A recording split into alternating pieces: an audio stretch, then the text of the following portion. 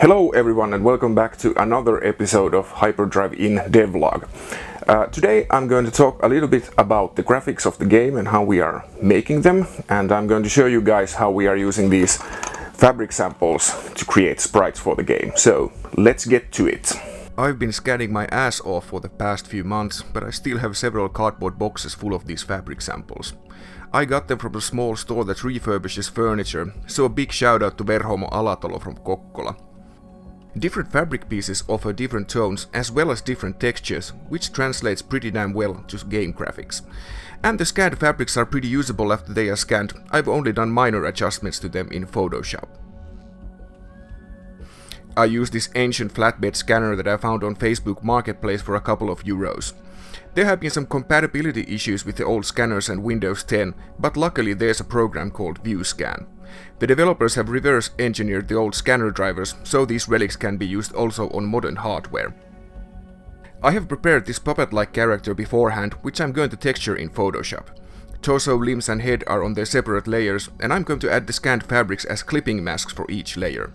This is a relatively simple process. Using scanned fabrics in this manner is also a huge time saver.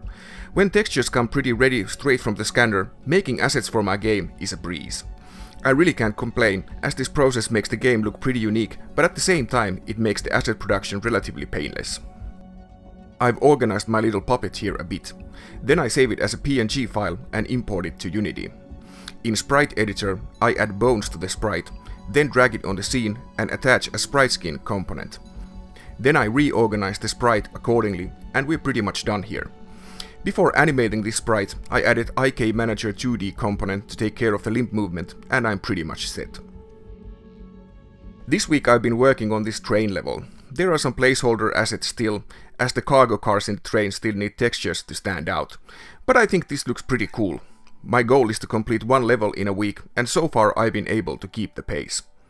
Let me know in the comments what you think about the looks of the game. I'm also open to any suggestions you might have.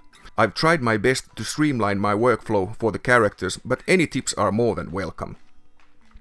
My work in the graphics revolves around the characters and props. Like I mentioned in the previous video, graphic artist Henri Tervapuro is making the environments, and Kriina Rytkönen draws the character portraits for the game. In each part of the game, these fabric graphics are utilized, which gives a nice unified look for the game. I intend to go into more detail of the graphics of the game in future episodes, but I would be very interested in hearing what you would like to see in these videos. Thanks for tuning in. If you like my content, please consider subscribing to this channel. And the Steam store page for Hyperdrive Inn is now open, so I would really appreciate if you would hit that wishlist button. Until next time, bye bye.